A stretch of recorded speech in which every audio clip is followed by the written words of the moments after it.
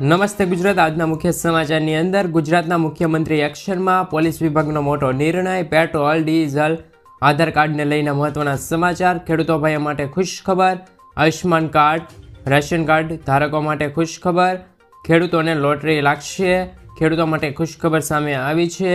રાંધણ ગેસને લઈને જાહેરાત, ચૂંટણીને લઈને સરકાર એક્શન મોડમાં, વિદ્યાર્થીઓ માટે ખુશ ખબર, રેલવેમાં ભરતી, વાહન ચાલકો આપે ધ્યાન, ભગવાન રામની મોટી મૂર્તિને લઈને મહત્વના સમાચાર. મિત્રો, દરેક સમાચાર, દરેક માહિતી જણાવું એ પહેલાં ગુજરાતના જે પણ મિત્રો અમારી ચેનલ પર નવા છે એ મિત્રોને ખાસ વિનંતી છે કે ચેનલને સબસ્ક્રાઈબ કરવાનું ભૂલતા નહીં. તો મિત્રો, ભગવાન રામની મોટી મૂર્તિને લઈને સમાચાર સામે આવ્યા છે. ઉત્તર પ્રદેશમાં ભગવાન રામની મોટી મૂર્તિ બનાવવાની તૈયારી કરવામાં આવી રહી છે. સરયુ નદીના તટ પર ભગવાન રામની 823 ફૂટ ઊંચી પ્રતિમા સ્થાપિત કરવામાં આવશે.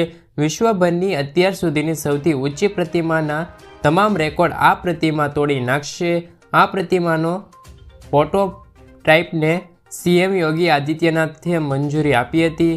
સરયુના કિનારે ટૂંક સમયમાં જ આ ઊંચી મૂર્તિ બનાવવાનું કામ શરૂ કરવામાં આવશે. ગુજરાતના દરેક મિત્રો કોમેન્ટ બોક્સમાં જય શ્રી રામ લખી આપજો. મિત્રો, ત્યારબાદના સમાચારની અંદર વાત કરીએ તો ગુજરાતના મુખ્યમંત્રી એક્શનમાં. મુખ્યમંત્રી ભૂપેન્દ્ર પટેલ સરકારી કામની ગુણવત્તાને લઈને કટોર કરી રહી છે.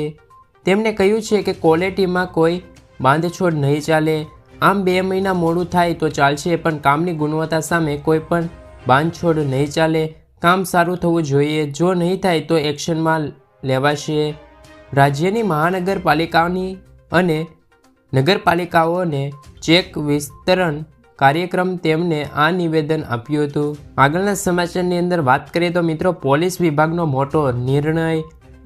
પીઆઈ અને પીએસઆઈના મોબાઈલ નંબર સ્થાયી રહેશે. રાજ્યના દરેક પોલીસ સ્ટેશનના નિયમો લાગુ થશે. જે તે પોલીસ સ્ટેશનમાં ફાળવાયેલ નંબર જ રહેશે. બદલી થશે તો પણ નંબર એ જ રહેશે. મિત્રો, ત્યારબાદના સમાચારની અંદર વાત કરીએ તો પેટ્રોલ અને ડીઝલના ભાવો મુદ્દે શું છે. ક્રૂડ ઓઇલના ભાવોમાં ઘટાડાના કારણે પેટ્રોલની છૂટક કિંમત 10 રૂપિયા પ્રતિ લીટર અને ડીઝલની કિંમત 6 રૂપિયા પ્રતિ લીટર સુધીનો ઘટાડો જોવા મળ્યો છે. હવે પેટ્રોલિયમ મંત્રી હરદીપસિંહ પુરીએ પેટ્રોલ અને ડીઝલના ભાવોમાં ઘટાડાના સમાચાર અફવા ગણાવી છે. તેમણે કહ્યું છે કે સરકાર હજુ સુધી ઈંધણના ભાવમાં કોઈ ઘટાડો અંગે સરકારી ઓઇલ કંપનીઓ સાથે કોઈ વાતચીત કરી નથી. મિત્રો, ત્યારબાદના સમાચારની અંદર વાત કરીએ તો 2 વાર આધાર કાર્ડ અપડેટ કરાવો. એનસીઆરની સૌથી મોટી યુનિટી આઇડેન્ટિફિકેશન ઓથોરિટી ઓફ ઇન્ડિયાના આધાર કેન્દ્રના ઇન્ચાર્જ નિશુ કહેવાય છે. બાળકો પુખ્ત થાય છે તે પહેલાં તેમના આધાર કાર્ડને 2 વાર અપડેટ કરવાની ફરજ બને છે. જો તમે આમ નહીં કરો તો આધાર ઉપયોગી રહેશે નહીં. પ્રથમ વખત 5 વર્ષની ઉંમર અને બીજી વખત 15 વર્ષની ઉંમરે બાયોમેટ્રિક અપડેટ કરવાનું ફરજિયાત છે. લોકોએ આધાર સેવા કેન્દ્ર પર જઈને નિર્ધારિત સમયમાં આધાર અપડેટ કરાવવું જરૂરી છે. મિત્રો, ત્યારબાદના સમાચારની અંદર વાત કરીએ તો ખેડૂતો માટે ખુશખબર સામે આવી છે. કપાસના ભાવમાં મંદીનો માહોલ પૂરો થવાની સંભાવના. ધીમે ધીમે ભાવ વધી રહ્યા છે. ચૂંટણી આવવાના કારણે કેન્દ્ર સરકાર આ વર્ષે ₹1404ના ટેકાના ભાવે કપાસની ખરીદી કરી રહી છે. કપાસના ઉતારા અને ક્વોલિટીના આ વર્ષે સારી જોવા મળી નથી. એટલે કે ભાવ છે તે 1800ની સપાટીએ પહોંચે તેવી ઓછો છે તેવી માહિતી મળી રહેલી છે. ગઈકાલે માણાવદરમાં કપાસના ઊંચા ભાવ ₹1535 નોંધાયા હતા, જ્યારે એવરેજ ભાવ છે તે 1350થી લઈને 1450 સુધી બોલાયા હતા. મિત્રો, આગળના સમાચારની અંદર વાત કરીએ તો 2024માં આયુષ્માન કાર્ડમાં ફાયદાઓ. અત્યાર સુધી આયુષ્માન કાર્ડ નીકળતા હતા એમાં 5 લાખ રૂપિયાની માહિતી મળતી હતી, એટલે કે વીમા રૂપે. પરંતુ હવે 10 લાખ રૂપિયાનો સ્વાસ્થ્ય વીમો મળશે તેવા કાર્ડ નીકળવાની શરૂઆત થઈ ગઈ છે. તો આજે જ નવું કાર્ડ બનાવો. આવકનો દાખલો, રેશન કાર્ડ, આધાર કાર્ડ, મોબાઈલ નંબર, ડોક્યુમેન્ટ છે તે અપડેટ કરાવી લેજો. મિત્રો, ત્યારબાદના સમાચાર કે 2024માં આયુષ્માન કાર્ડમાં ફાયદા, જેમાં એનએફએસનું રેશન કાર્ડ છે અને તમે અનાજ મળશે તો તમે આયુષ્માન કાર્ડ બનાવી લેજો. શું તમને એનએફએસ કાર્ડ ધારક છો તો તમને પણ આયુષ્માન ભારત પ્રધાનમંત્રી જન આરોગ્ય યોજનાનો લાભ મળી જશે। ત્યાર પછીના સમાચારની અંદર વાત કરીએ તો મિત્રો, રેશન કાર્ડ ધારકોને મોટી લોટરી। જાન્યુઆરી મહિનાનું અનાજની દુકાન ઉપર ઉપલબ્ધ થતાં જ તેમનું વેચાણ પણ શરૂ કરવામાં આવી રહ્યું છે। મફત અનાજ મળશે। મિલેટ વર્ષના ભાગરૂપે જાડુ અનાજ છે તે પણ મળશે। ગુજરાત સરકારનું રેગ્યુલર અનાજ પણ મળશે।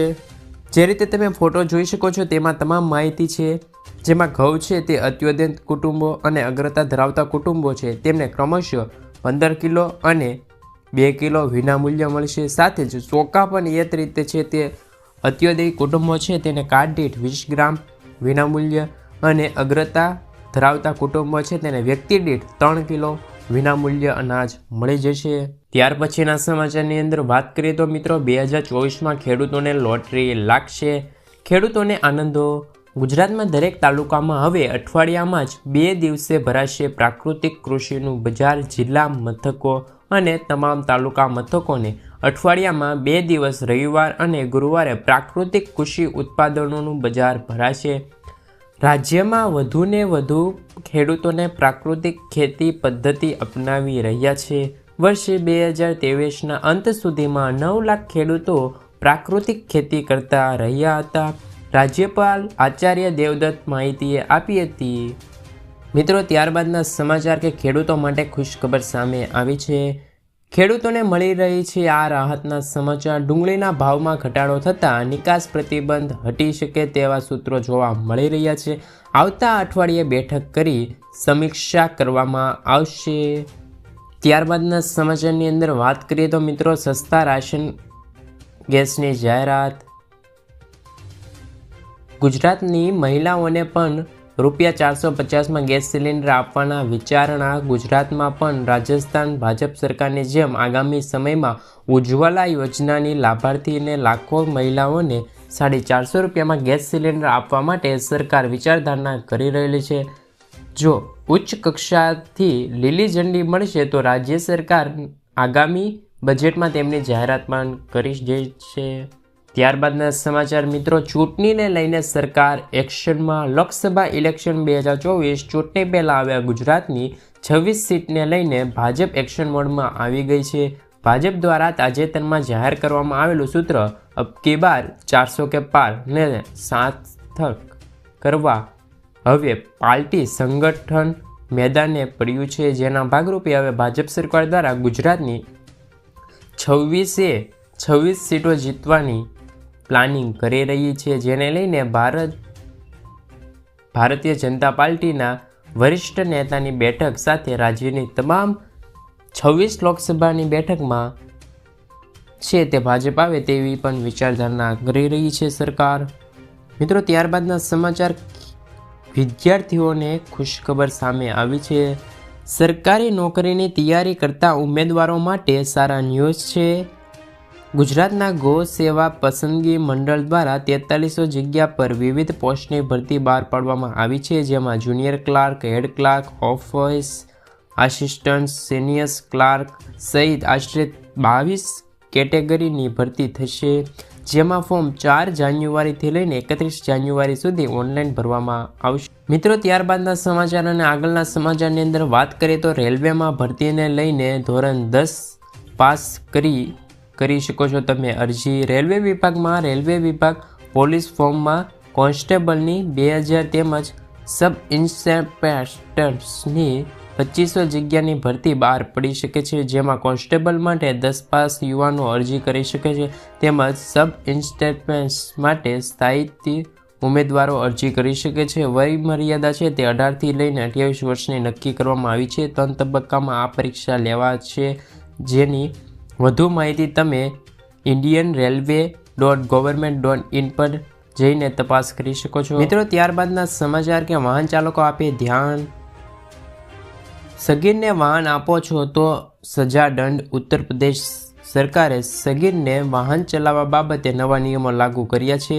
યુપીમાં 18 વર્ષથી ઓછી ઉંમરના બાળકો વાહન ચલાવી શકશે નહીં। સરકારે સંપૂર્ણ પ્રતિબંધ છે તે મૂક્યો છે. યુપી સરકારે સગીર યુવક અને યુવતી ઉપર 2 વ્હીલ કે 4 વ્હીલ ચલાવવા પર પ્રતિબંધ મૂક્યો છે. આ નિયમોનો ભંગ કરશે તો તેમને માલિકને 3 વર્ષની સજા અને 25,000 રૂપિયાની છે તે દંડ પણ ફરમાવવામાં આવ્યો છે. તો ગુજરાત સરકાર આવું ક્યારે કરશે તેની માહિતી હજી સુધી મળી નથી.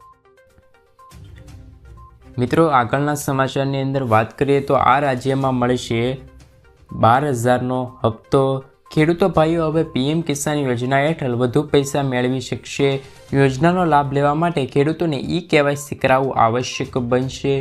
પીએમ કિસાન યોજના માત્ર દેશમાં જ નહીં પરંતુ સમગ્ર દેશના કરોડો ખેડૂતોને પ્રધાનમંત્રી કિસાન સન્માન નિધિ યોજનાનો લાભ મળી જઈ રહ્યો છે, જે વિશ્વની સૌથી મોટી ડીબીટી યોજનાનો સમાવેશ થાય છે. અત્યાર સુધી આ યોજના હેઠળ ખેડૂતોને 6,000 રૂપિયા આપવામાં આવે છે, જે વધે તેવી પણ માહિતી મળી રહેલી છે. રાજસ્થાનની ચૂંટણીમાં રેલીને સંબોધિત કરતી વખતે પ્રધાન નરેન્દ્ર મોદીએ જાહેરાત કરી હતી.